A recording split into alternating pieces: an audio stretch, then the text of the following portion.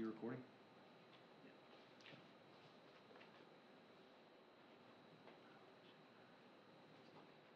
Yeah, we can. Good? Good. You ready to start? Good evening. I'd like to call the regular meeting of the Maumelle Planning Commission to order for September the 26th, 2024, 6:30 p.m. Do you have any announcements from staff? Yes, Mr. Chair. A couple announcements. We did file CCA Phase 15.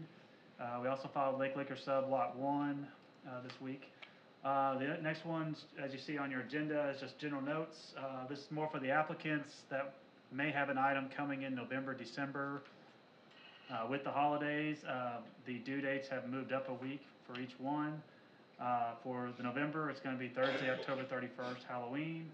For December, it's going to be Wednesday, November 27th, which is the week of Thanksgiving. So we'll try to make sure we get those in there.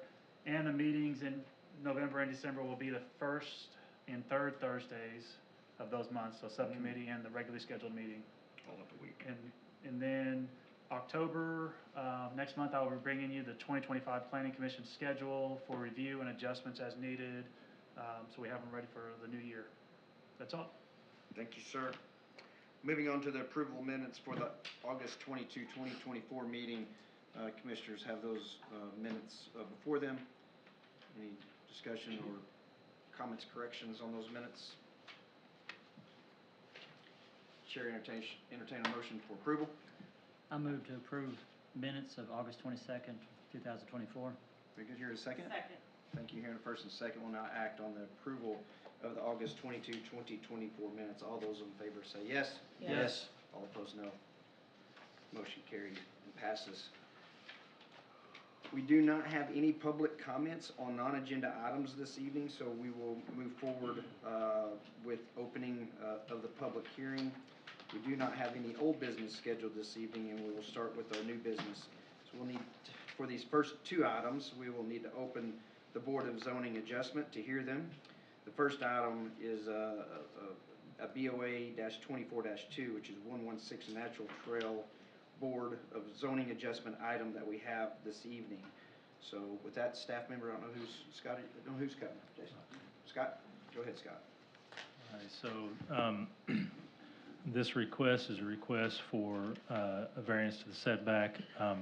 There is a proposed accessory structure that is wanting to be built at 116 Natural Trail Drive. The existing setback is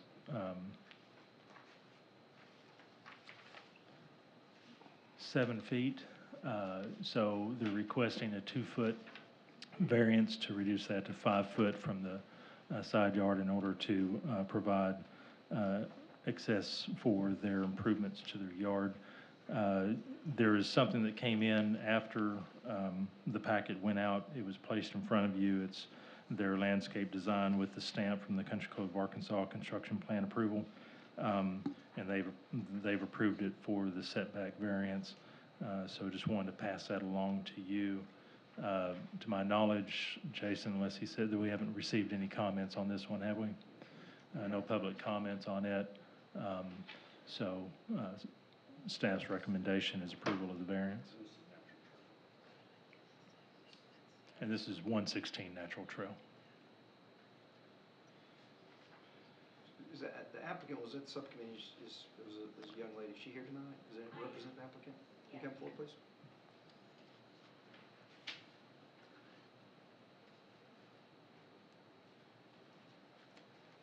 Evening. How are you? Good. State How your are you? name and address for the record, please. Jayanna Taylor, 116 Natural Trail. Thank you. What is the composition of this building that's within the setback and the variance that you're requesting? It's a tough shed, so it'll be hardy wood, and then it'll have an architectural shingle on it. So pre-engineered, prefabricated type structure? Yes, sir, that's correct. So, and then what's the hardship of shifting it 2 foot to be within the compliance with the setback? We have a raised flower bed beside our home, and allowing for the 12 by 10 building and the 10-foot setback from the rear of the fence, It allows a greater passageway with pulling a cart or a wagon or something like that. And with it being our forever home, we're thinking we'd even like to be able to, hopefully in the future, if we're in a wheelchair, to be able to traverse completely around the house in that. So the 2 feet doesn't sound like much, but it really does allow for greater distance to pull those type of gardening equipment and things of that nature. So these tough sheds being prefabricated, pre-engineered structure, are there other alternates regarding the size of them? Oh, yes, you can get various sizes. Right, perhaps 8x8 or 8x10 or something that would fall within the setback requirements? You could, but we would like a 12 by 10 because we do an awful lot of gardening, a lot. And we're going to have 5 raised beds back there, and we spend an awful lot of time outside. And so we anticipate having a lot of gardening equipment and things of that nature. I don't have any other questions applicant. Anybody else? Good job. Yes, ma'am, I did. Hi. The Country Club of Arkansas, what did you have to go through to get that construction plan approved? Let's see, I think we just, we sent this along with the landscape architect design that I had given you at the last meeting.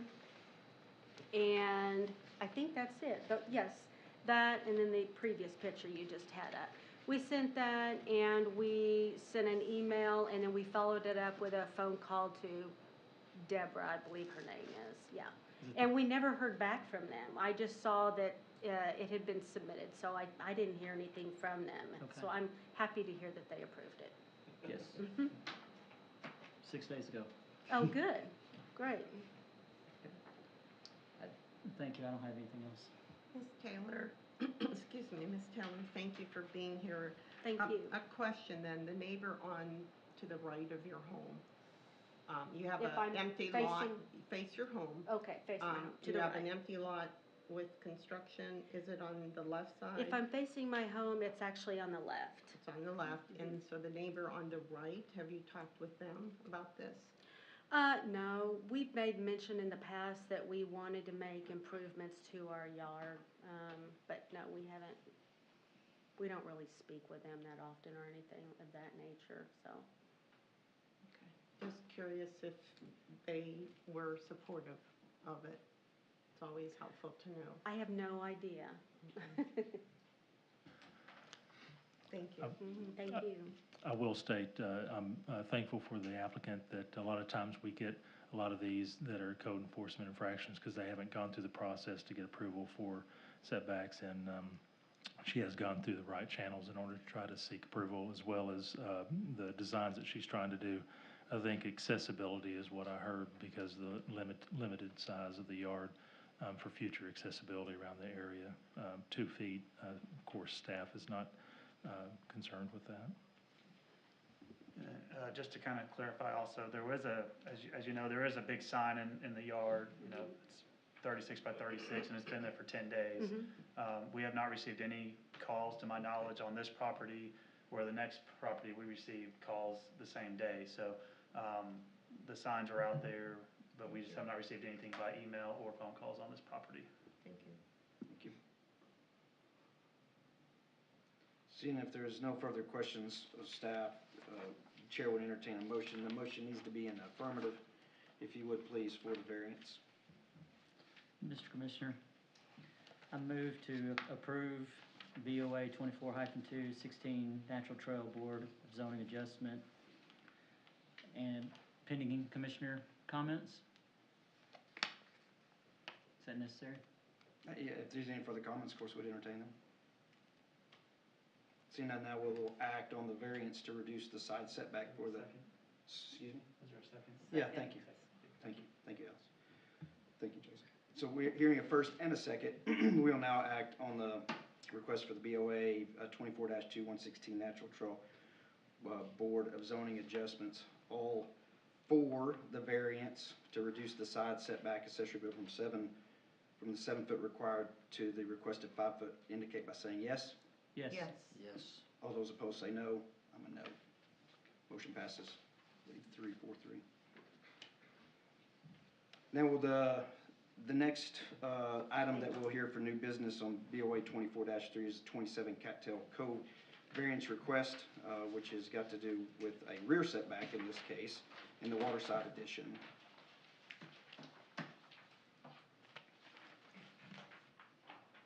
Mr. Drummer, are you ever studied which one? Yes, sir. Bear with me.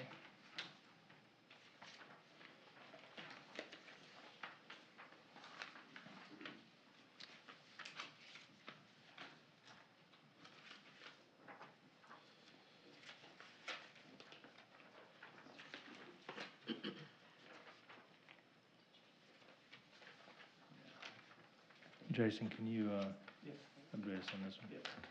So this property is at 27 Cattail Cove in Waterside Addition.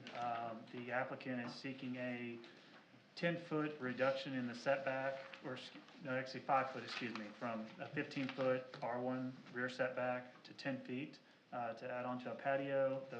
The property does back up to open space. We have our comments in the appeal request. We did receive, as I mentioned previously in the conversation, we did receive a lot of calls on this. There was no calls that were against this. There was fact-finding, and they were fine with it. And also, we've received letters after the packet went out, 3 support letters from neighboring properties.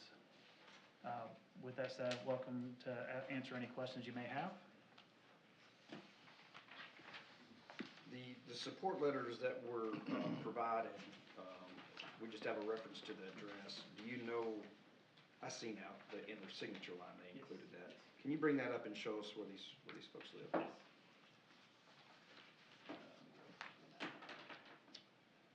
Okay. So the subject property is here, 27. You can see the cursor, sorry. Looks like there was a letter from 25, immediately next door. 34, Azalea Cove, which is back right here. And I believe it was 29, so the neighbors who actually abut the property. And I believe one of them actually appeared to have signed it, Ms. Greer signed it as a POA. Yes. I think that may have meant power of attorney, though. Oh, okay, well, okay. Oh, yeah. But, okay. So, I don't know that they have a POA in yeah, Waterside. that's what we're thinking as well. Yeah. Jason, do we know if we received any comments from the 2 residents behind that home that's requesting? They're on Hibiscus Cove. It's 44 and 46. Not that, there was none that we received. So in this instance, a sign was posted as Correct. well. Correct. This is a cul-de-sac, obviously. Right, So- how would they have been notified? If the applicant went to them, yes, there is a little bit of space with open space in between them, so they're not physically touching fences. In this case, I believe there's probably about a 10-foot wide trail going through there. But if variances don't require notification of the 300 feet or 250 feet, it's just a straight adjacent.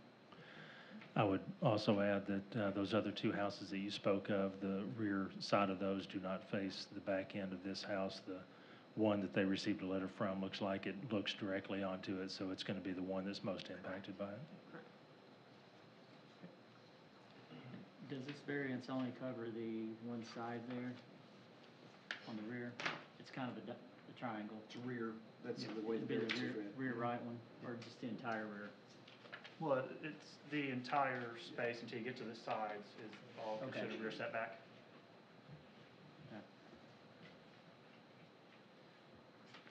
And so one thing to note is the BOA for this subdivision had a 25-foot rear setback, which is rather large, without a sewer easement or something of a utility. But for staff, we only look at the R1 standard setback of 15 feet. So this is a rear setback from 15 to 10. I think in the code excluding accessory buildings, and I'm assuming this is an accessory building, it's 10, so. Well, that is the issue we discussed at subcommittee. This was submitted as an attachment to the house, so it becomes part of the primary structure versus an accessory structure. And Mr. Watson just mentioned that if you separate it by an inch, it would be considered an accessory structure, but that seems, as it was put, a little silly at times, so.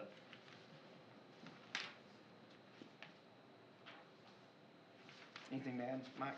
Well, it's just that the Tiptons, they want to use their backyard, and they also want their roof line to tie in, the roof line of this covered area to tie into their existing roof, just for the sightline issue. They could move it away 1 inch, and then we're gonna have a gap between their existing roof of their house and this structure, and they're doing a gabled type roof. And so it would, cause an area that could drip, and you'd have to do something with a gutter under there or something like that. So, and I mean, I sat on the planning commission for 9 years.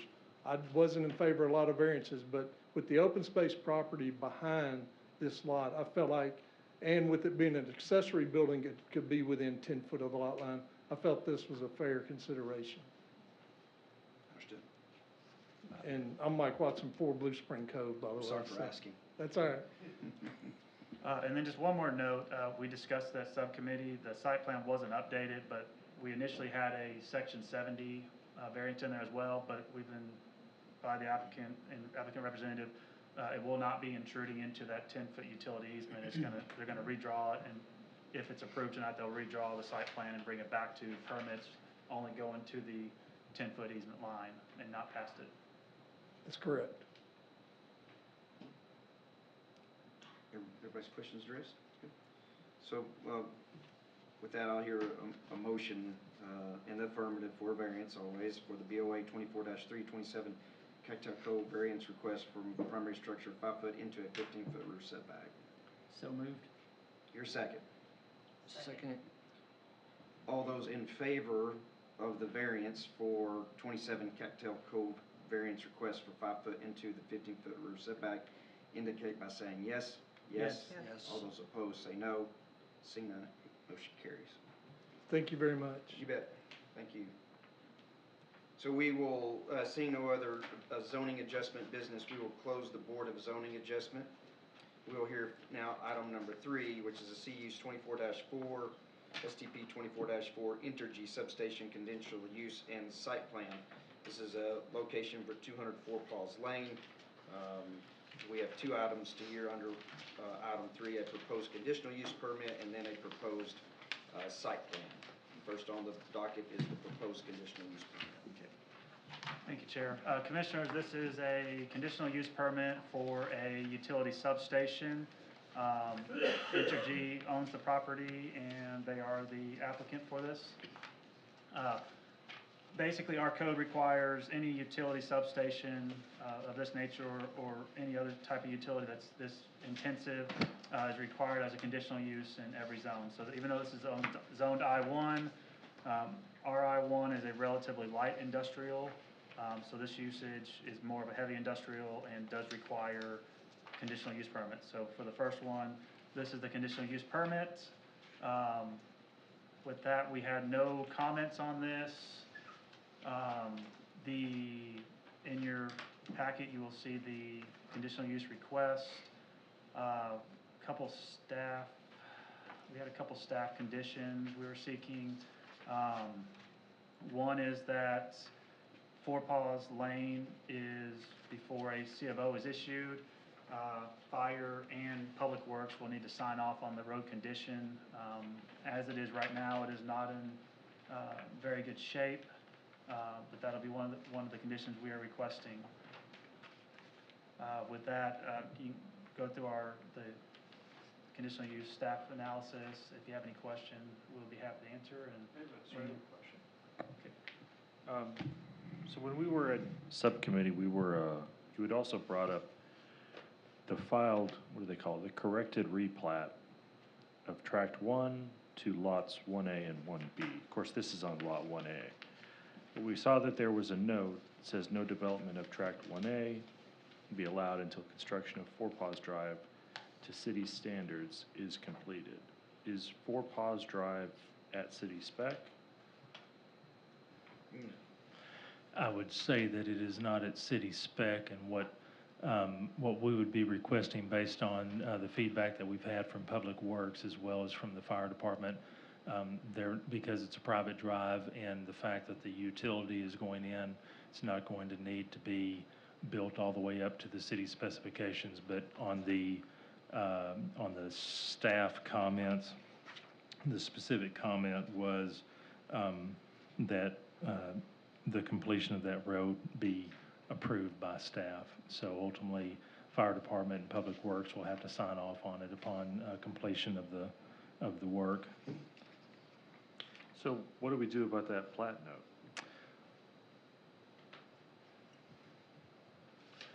I would recommend that, that tonight, as part of the comments, that, I mean, that's a plat note that technically, I mean, I'm not necessarily asking for an update to the existing plat or a replat because it's already been platted and that plat note is on there. So by action tonight, you can overturn that request because that plat was approved by the planning commission to begin with. So if the planning commission is okay and the city is okay with the street not being met up to standards based on the future use, then I would suggest that as part of the comments that it be approved based upon staff and city approval of the street upon completion. Jason, can you go back to that previous screenshot? Right there, or the plat. So the part of the street that we're talking about is running across the bottom of track 1B. Is that what we're talking about? Yes, Which is what we would today call the driveway to track A, correct. or track 1A. And probably that comment was put in there thinking that there would be some, well, I'll say more active user with people going in and out all day long like a regular business. Correct, and they probably didn't want to put the cost of the improvement of that access, but they wanted to place it on the other builder. In this I can't speak for the applicant, but I would say that it has been paved. It doesn't have curb and gutter. City standard would be curb and gutter and the appropriate width, but I believe the applicant has indicated that the road in the way that it is sufficient for their use. So the main thing that the city wants with that is that the fire can get across it properly, and they've indicated that with their comments, and that can be established upon the completion of the construction. Okay, thank you. I'm having trouble seeing it. I couldn't see it today. I can't, without something, glasses maybe, I don't know. The street here with this is that this Centerline Drive, but the property is being conveyed with the applicant. I asked that at subcommittee meeting as well too. So is there on the conditional use, how is access, I don't see, how's that access, somebody that can read the plat, how's access addressed? It is a shared access, so. And it's noted where shared access, on the previous plat? It's not on this one. So 60-foot drainage, utility, and shared access easement. So it is a shared access, meaning they have to grant access to lot 1A via this private drive. Well, that access was granted with the plat, so the previous plat. So that is recorded on public record. They've got access to Four Paws through this shared access easement. That doesn't go away unless it's revoked in some document, which I don't think can happen because this plat had to be approved to grant access to the other lot that was subdivided out. Yeah. So presumably, tract 1A was sold with reference to this plat. So was it sold by the owner of 1B? No? Okay. It's probably changed hands a few times since this plat was. But I just worry about upsetting the expectations of buyers who looked at the plat when they bought 1A. Or, I don't know, I just, I'll try to work, I don't understand, I think I understand, Counselor, where he's going. So it almost is that for and we're gonna try to work through this, is that the issue here is that we have an ordinance in place that states that any improvements, it doesn't matter what it is to be improved in accordance with the city standard. And if for us to do that, that's a variance. Right? So we could stand with this, and then before, we would have to grant a variance for him, for that to be waived for this section of property for Entergy. That's the best, unless our astute counselor over there has any other recommendations, but it would have to be a variance. I don't think we can take any plat note off, we can't do that, you know, or waive some plat note. That would be a replat, you could replat it, and I hate to get way down the weeds, we could replat it and request that the plat note come off, and then that would work its way through the process as well too, or we can have a variance to the improvements, which may be more appropriate with the conveyance of the property. And then the note that gets added that it shall be in compliance with emergency personnel access. I think when we did, and I was here when we did the ordinance change regarding the access to private drives, and you know, it came about the Turtle Creek and others subdivisions that were coming through. You know, we were having issues with substandard construction and people complaining and coming in, and then all of a sudden things get dedicated back to us. And I made the comment at subcommittee as well too, is that way we're always going to keep the property. Well, in this case, when Entergy is going to build a substation there, and they're not, I would say that that's going to be the commit. This property's not going to change hands again if they're going to invest in this type of infrastructure, and we understand that. But I don't want them to get hung on this issue. So I guess I look to you, counselors, like how would you like for us to address your concern? I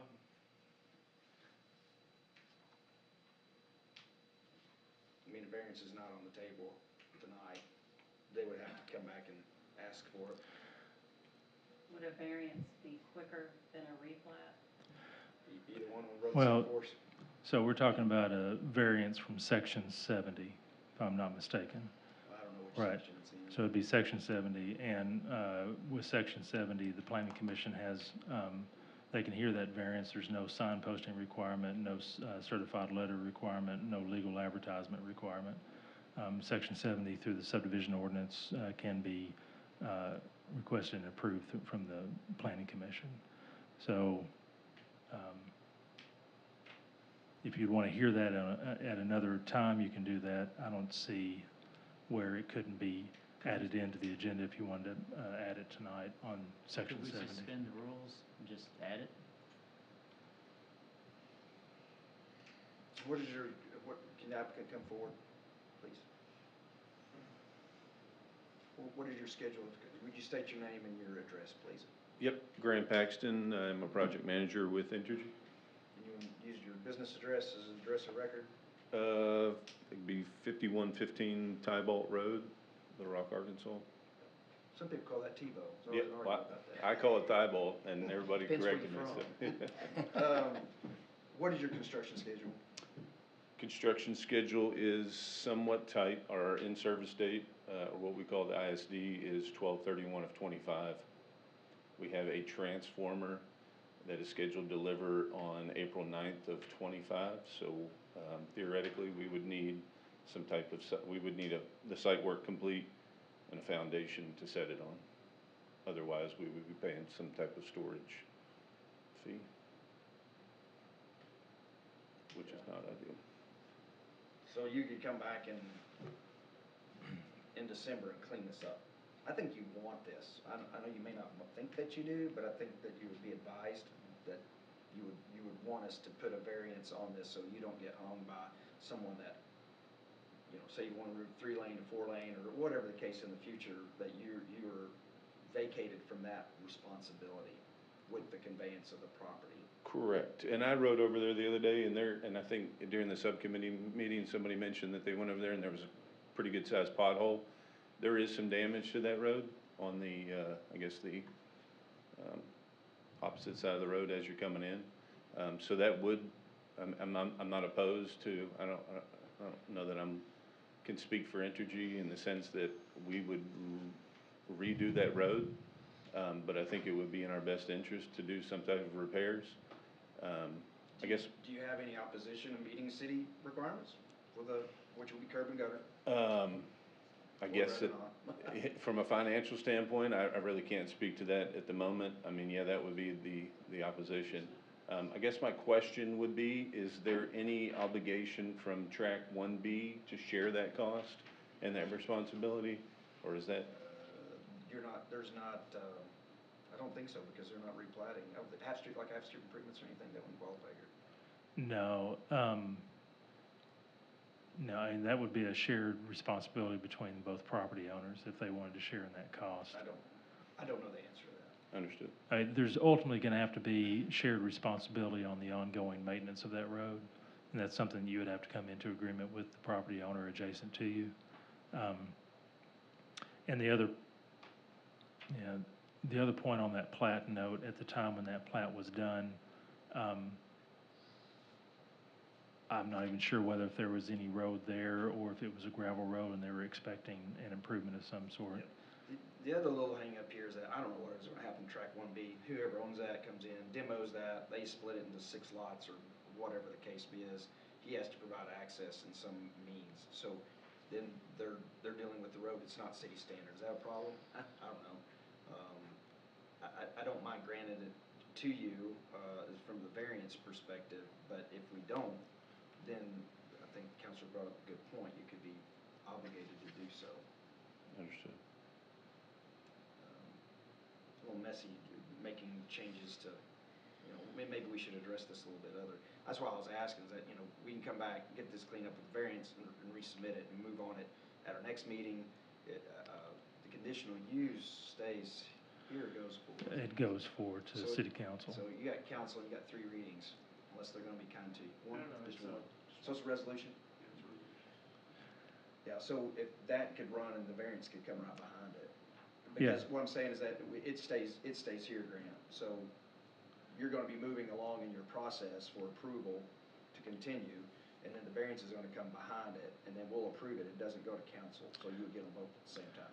So we can make the approval contingent, Upon the variance, yes, on variance, understood, if you're amenable to that. understood. Yeah. Well, and the variance would go with the site plan, so if the conditional use moves on tonight. Yeah, that's right. then It'll the go with the site next pl- item of action. Yeah, so the You site may- plan, I'm making you aware of it because they're kind of coupled together. Understood. Yeah. so the site plan, you would want to, act on a deferral to next month, and you would wanna go ahead and act on Get the the conditional conditional use use. permit. So Okay. that moves on, and ultimately, that would just delay you on the site plan entitlement by about 3 weeks, waiting on that variance to come through next month. But the resolution for the conditional use would be heard at the first meeting of city council The next variance, month. we could approve the site plan with the condition of the variance But there's still gonna be, together. I mean, their overall entitlement to move forward with a building permit would still be held up by the variance. I'm assuming, well, hold on.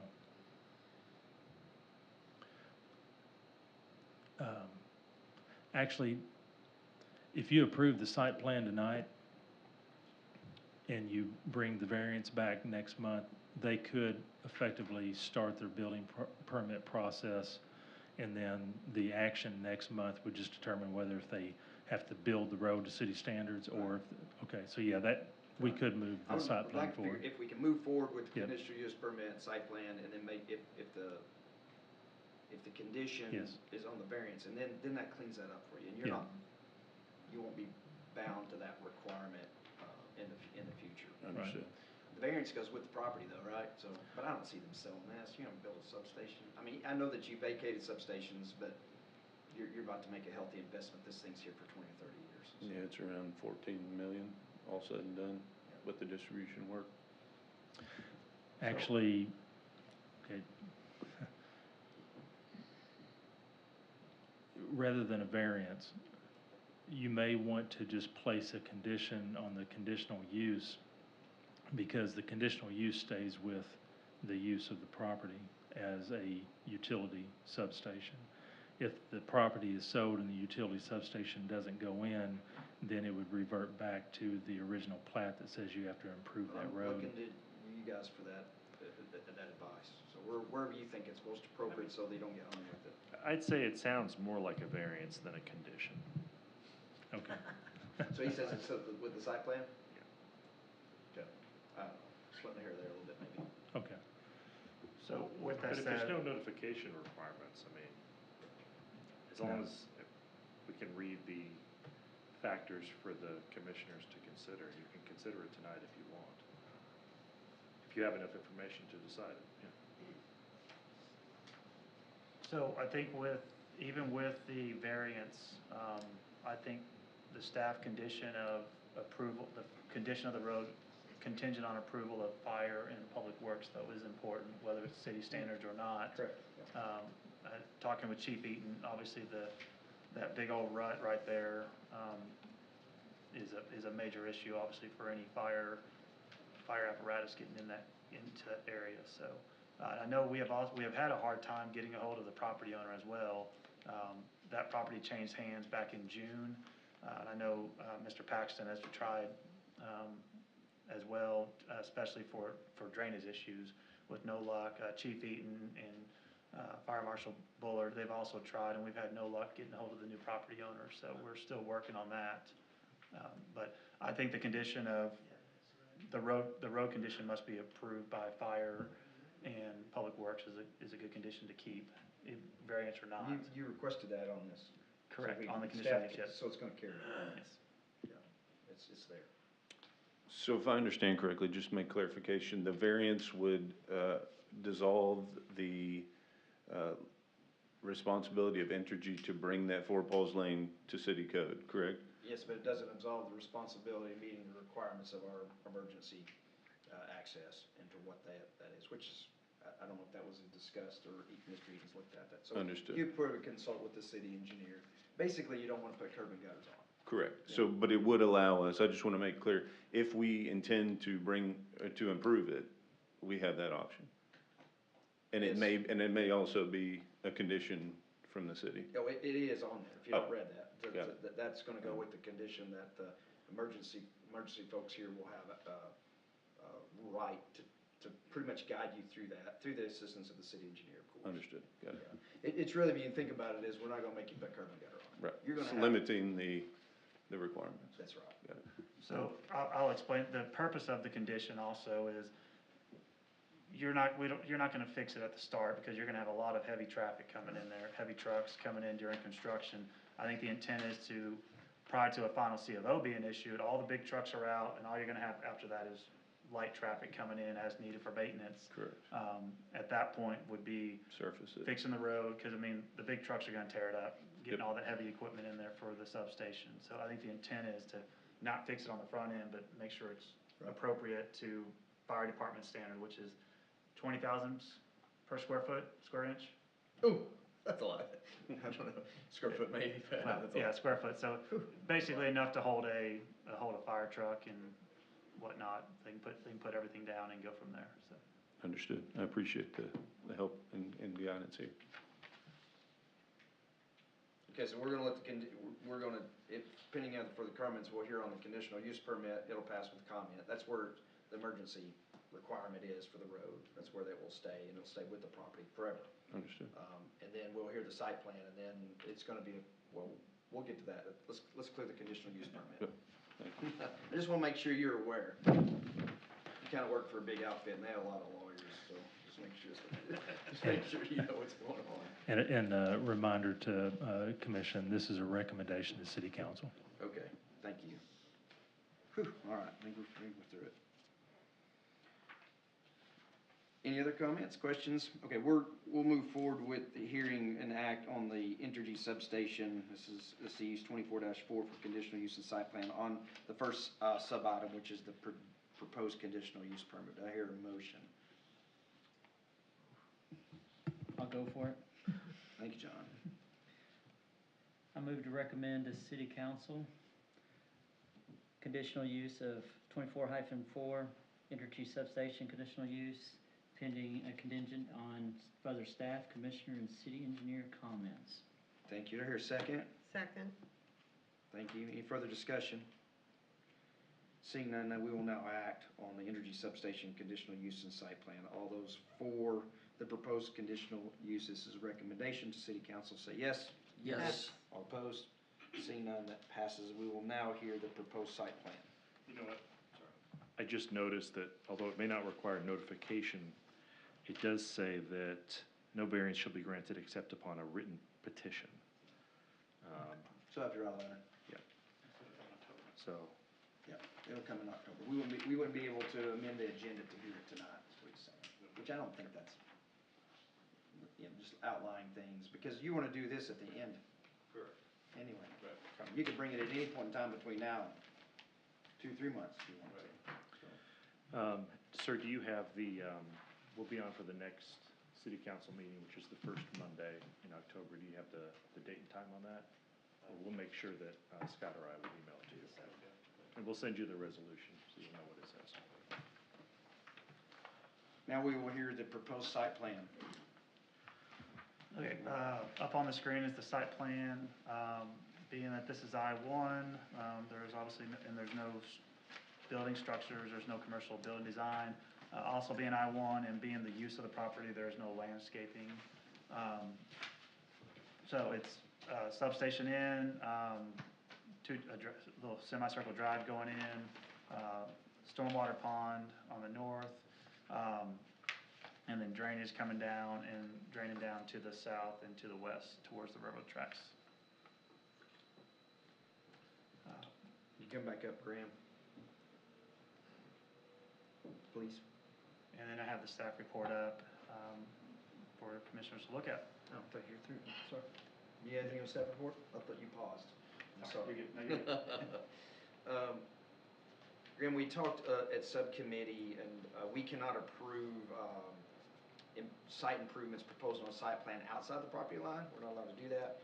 And so this driveway is still kind of hanging out. I'd asked you at subcommittee, may have slipped, is that have you done the research there to see where your easement begins and ends? I know you have an overhead that runs to that. Yep, I've got the easement documents right here. So if you have the easement, and that easement instrument allows you to provide those improvements, we need to note that on the site plan.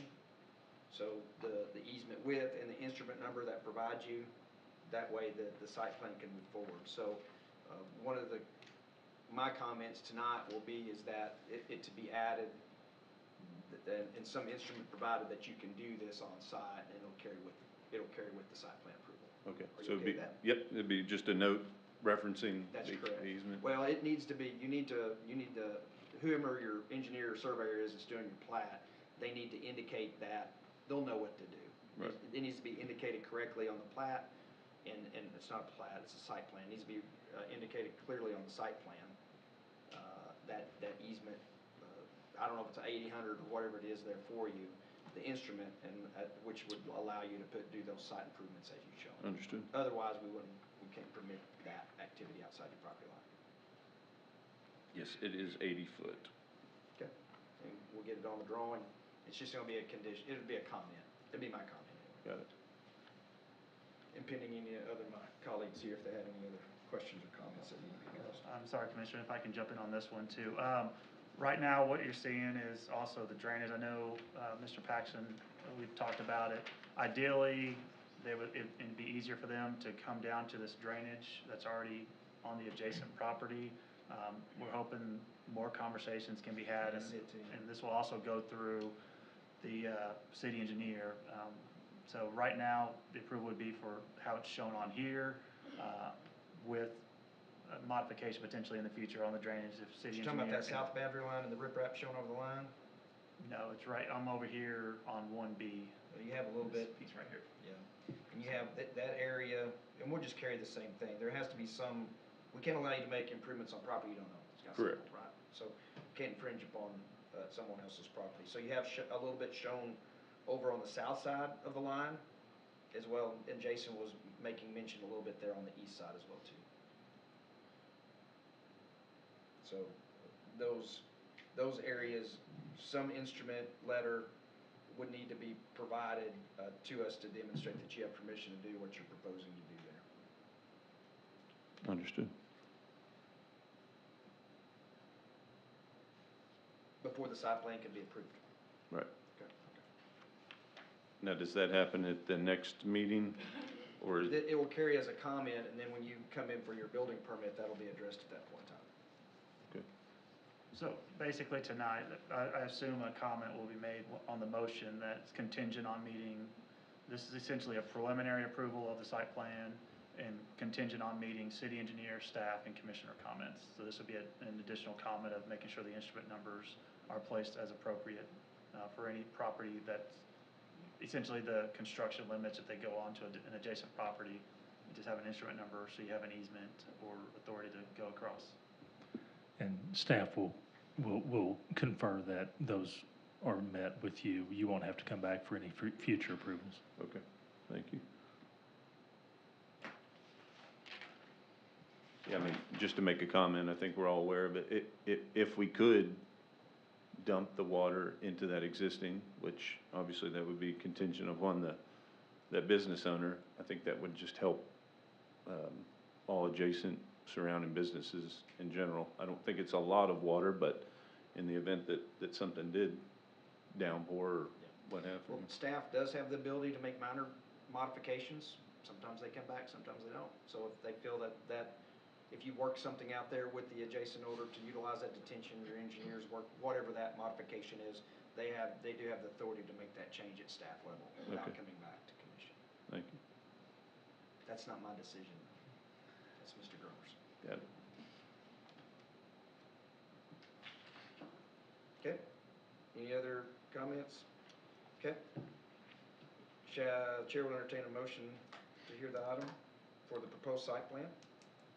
I will make that motion, Mr. Chairman, that the site plan is approved contingent upon meeting commission staff and city engineering comments. Very good. Second. Thanks, sir. We'll now take action on CDU's 24-4 for the energy substation conditional use and site plan. All those for the proposed site plan signify by saying yes. Yes. All opposed? No. Your site plan is approved with those conditions, sir. And that stays here, so. That's correct, that stays here. And all we need then is a letter from you for next month for that variance to run that. Okay, thank you. Thank you. The next item for us, item number 4, RZE 24-2, is the Mayberry rezoning from PRD to C3. All right, commissioners, in front of you, this is approximately 35 acres along White Oak Crossing. It is bisected by White Oak Crossing itself. The north side and then the south side. The main component of this is going to be on the south side, but the entire property is proposed to be rezoned from PRD to C3 for future development. Kind of note the process. We remember about a couple months ago, we did a citywide land use update as well, and this land use was changed to commercial. This is on the major corridor, and they are coming forward with a C3 rezoning request, and we expect them to be coming in October with a future conditional use permit for a potential health facility. The staff report is in front of you. Staff it has a due pass recommendation to the city council for a proposed amendment to the master zoning map from PRD to C3. We feel this is a good use along this corridor. The zoning history, as I noted, there was a recent land use amendment on the property going from SUR to COM. There's been no other zoning requests that we've seen. The traffic considerations, just kind of skip, environmental impact first, excuse me. It is close to White Oak Bayou and a rather large creek. On-site detention and future development will be considered. And that's all for future, but just note some of the traffic consideration. This is a minor arterial. Master street plan does call for a minor arterial coming up from the south, but with respect to that, we are requesting a downgrade of that arterial to a collector that would bisect this property if approved. We have spoken with the applicant on this, and they seem amenable to this. It would also allow the southern property to be split into two separate lots, if not more, with the development proposed on the southern. If you're familiar with the area, the northern portion that's being rezoned would take a great deal to develop. It is much lower and has a lot of floodplain with some floodway coming up very close to it. The demand, as staff, we are seeing this as a potential catalyst for White Oak Crossing as you go in towards the interstate. And with that, we are, again, proposing a do pass recommendation to the city council. Thank you, sir. Commissioner, questions, comments?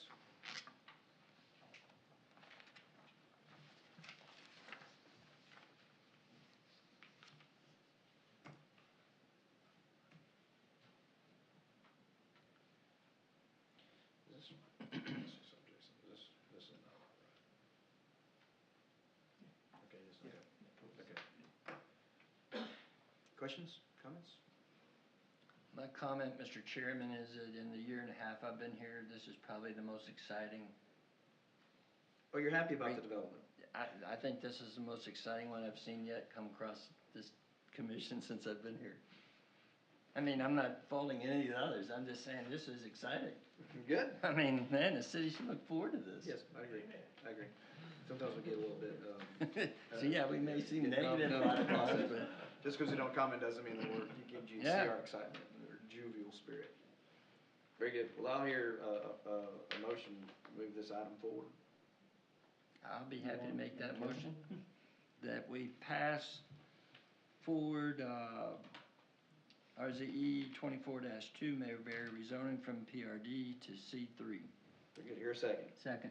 Hearing the first and second, we'll now act on RZE 24-2, Mayberry rezoning from PRD to C3, or the proposed amendment to the zoning map. All those in favor of this item, please signify by saying yes. Yes. Yes. All those opposed, seeing none, the item does pass.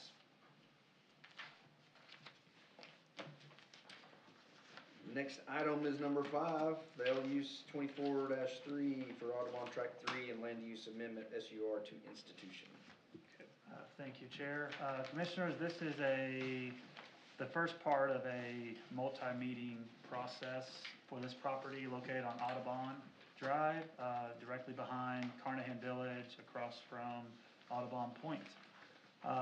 We are, the applicant, well, it's staff initiated due to a potential development of a church on this property. With that, the property currently has a land use amendment of SUR, special use residential. Staff is requesting institutional for a proposed church. What you see up on the screen also is the current zoning. This zoning is PCD currently. So it is rather incompatible with an SUR land use, with the exception of a retirement village, like an R3 retirement community.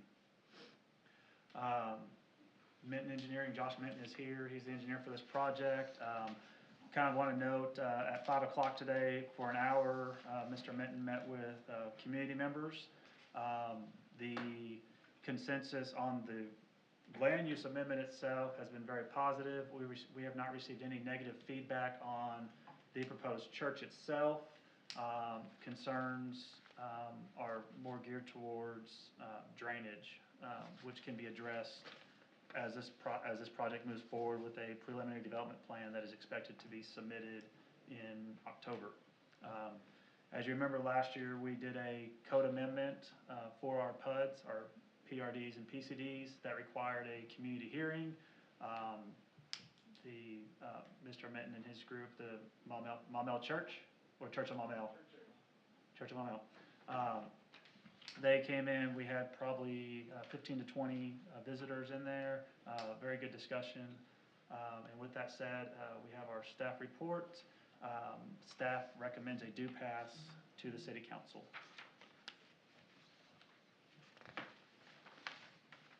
Very good, thank you. Any questions from Commissioner staff regarding the item?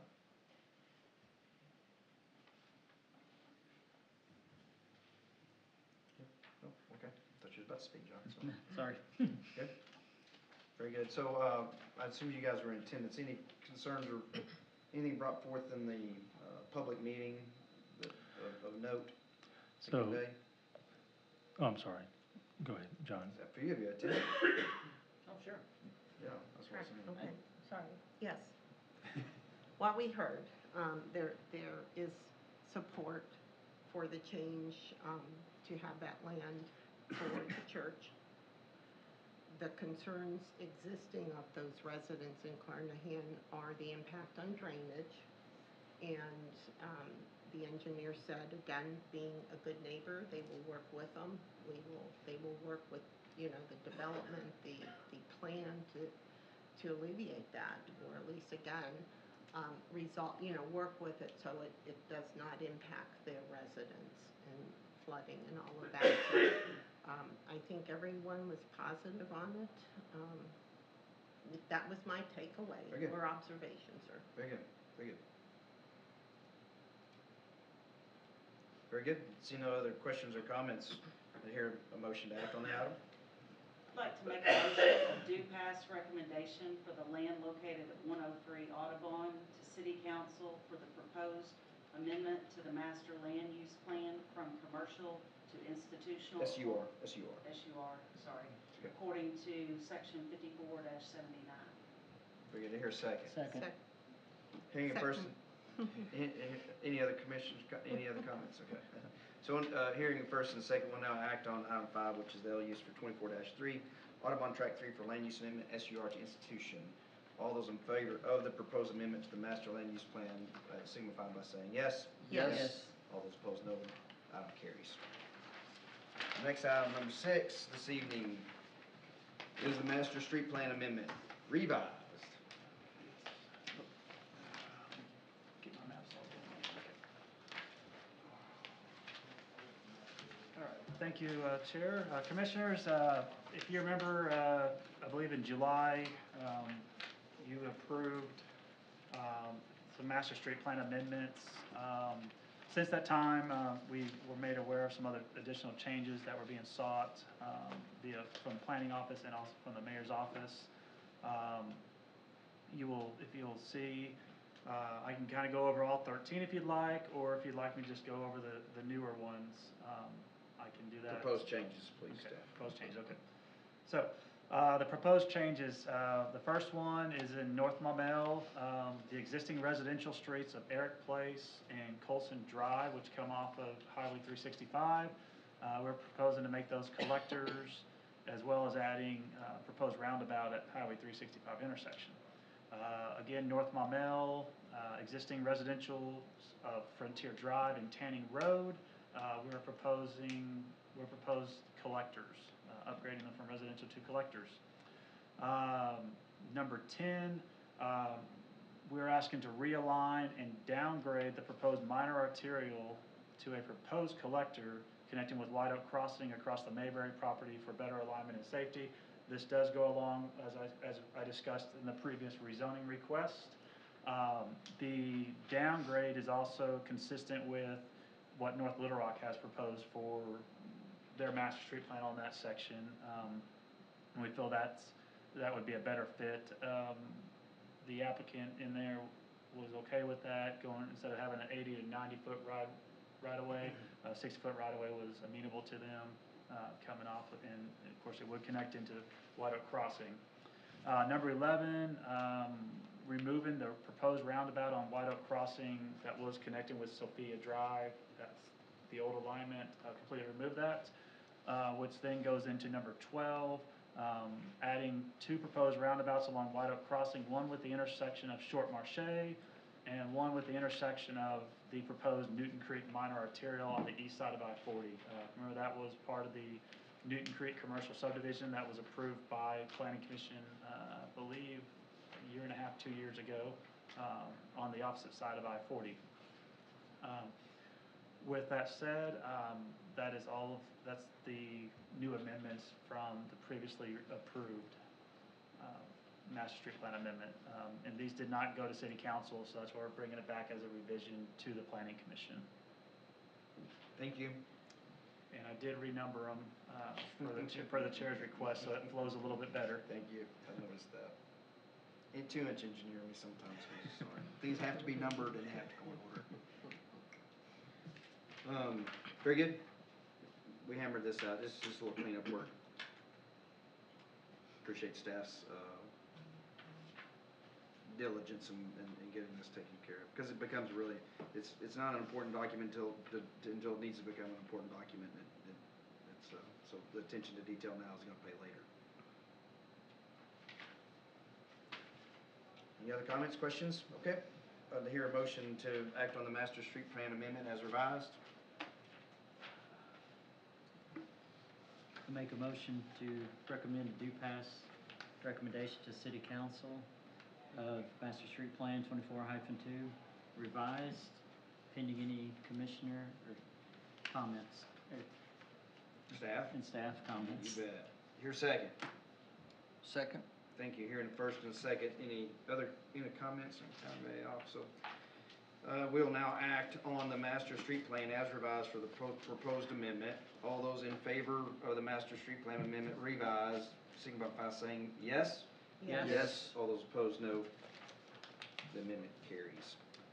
The next item we have is the CAU 24-4, which is the code amendment to the drainage ordinance. This is an amendment that came from subcommittee to attempt to address some of the flooding issues in a planning level perspective for the design of both residential and commercial.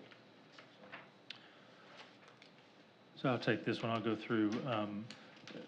So over the last, and actually for many years, the city has noticed severe drainage issues in certain neighborhoods. It impacts all over the city.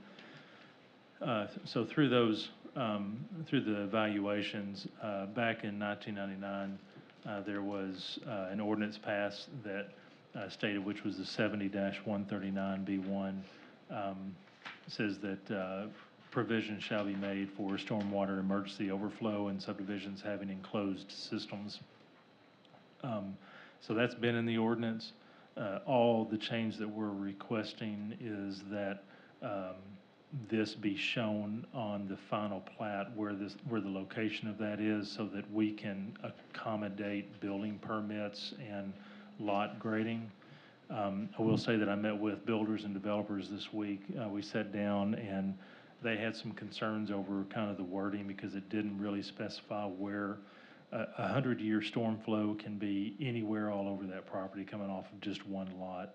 And they made a good suggestion that we look and work on the wording to help define where, and typically it's in the locations where we have a significant amount of storm water that is impacting adjacent properties. So I think we've identified that in the areas that we've had the impact, so all it's going to be is making some suggested modifications. So on this particular one, I am going to be requesting just a deferral until next month, so that we can work on a little additional wording to work that out.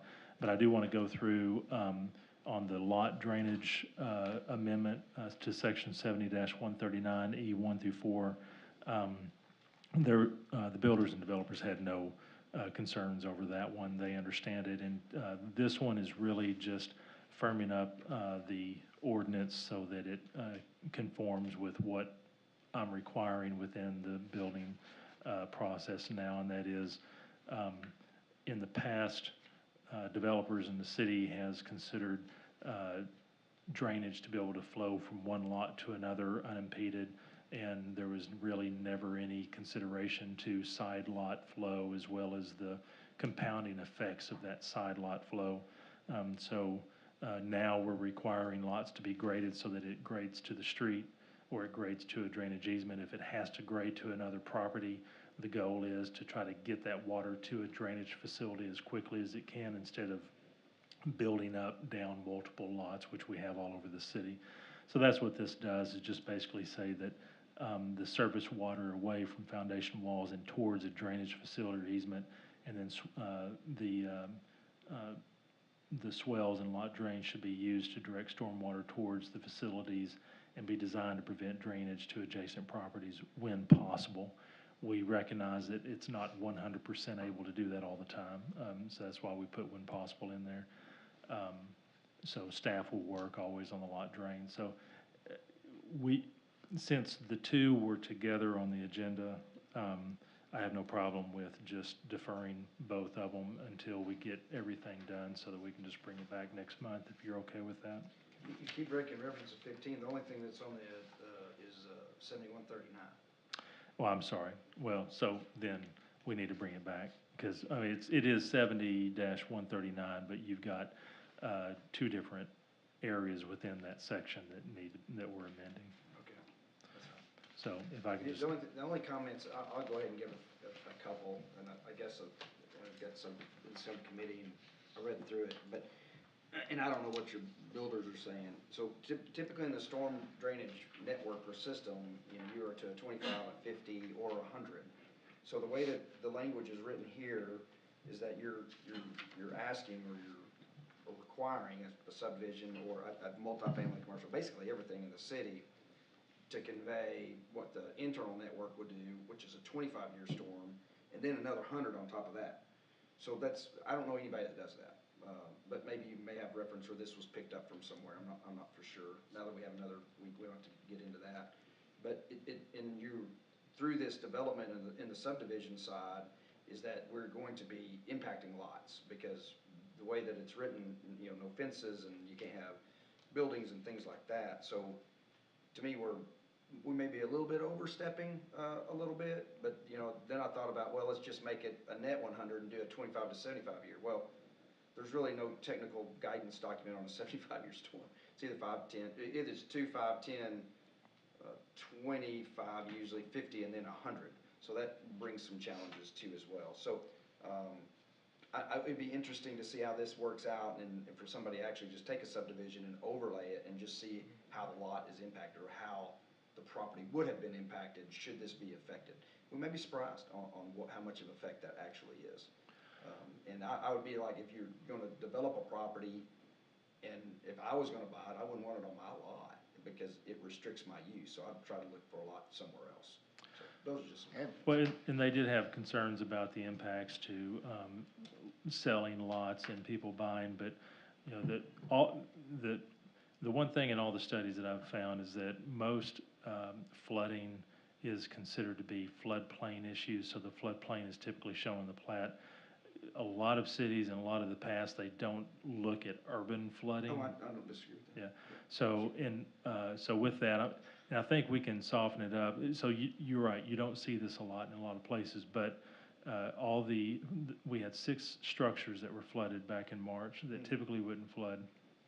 And that was because, and the majority of them have, because there were fences and other structures in the way that caused the water to back up, and it became a wall of water that came in. So it exacerbated the flooding issue.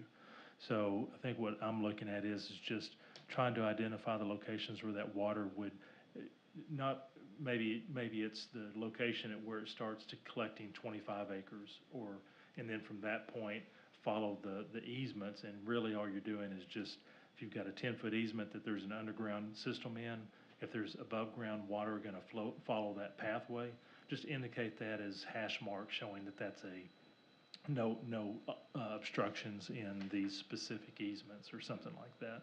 But I actually like what Craig is saying, though. You know your hot spots right now where you're seeing that flooding. So, yeah, could you overlay some of these rules, like you're saying, to the fencing or any of that? Could there be any modeling to say, yes, this would have prevented? I am concerned about the language from the liability where we say on the second, under, it's lot drainage, number 4. It says, and be designed to prevent drainage when possible. I wonder if you want to manage drainage to adjacent properties, period. To me, preventing means preventing, you know, 0. That's good. That's a good point, yeah. I would just be concerned with that.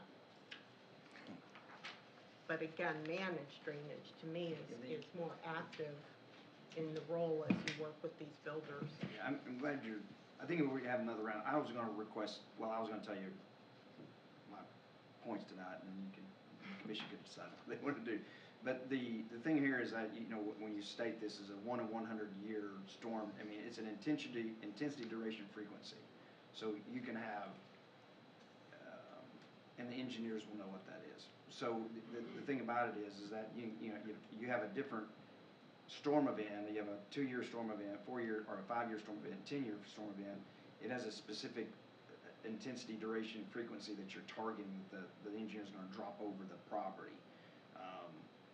And I think you just have to be careful about the wordage of what you're trying to accomplish. And I think the city engineer could help you walk through that, Yeah. no problem. So you have to incorporate a little bit of the language that may be in storm drain. I just don't know, just be able to convey clearly what you're trying to accomplish, and the city engineer could help you word it to make sure that it's where you wanna be, Cause I could worm around that a little bit, so. But, and we're gonna talk, we're gonna bring it up in our city engineer meeting next week and discuss that, and, but I think in the original wording where it says,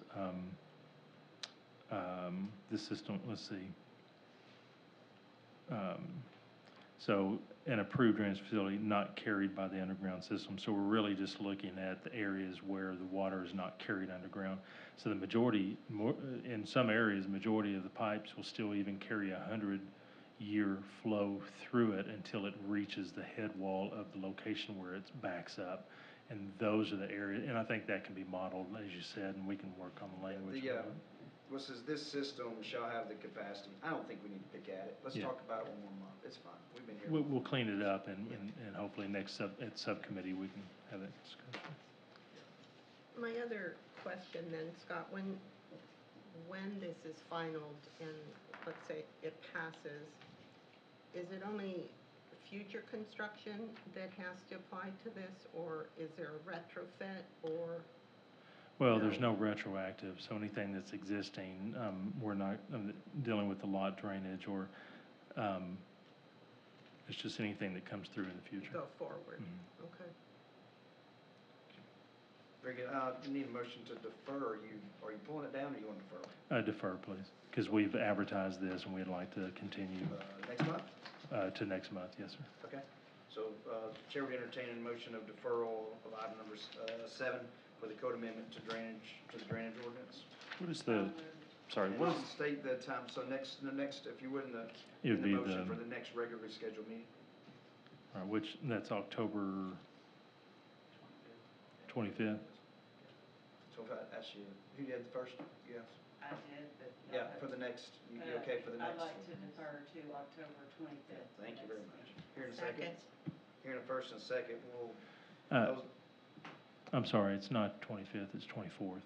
The October 24th. yes, ma'am. Okay, sorry. Minute first, second. Here in first and a second, we'll, vote to defer the code amendment on the drainage ordinance to October the 24th. All those in favor say yes. Yes. All those opposed, no. Motion carries for deferral. Closed public hearing, so city council liaison report. The first is Commissioner Winnick. No planning items to discuss. Hey, Ms. Winnick.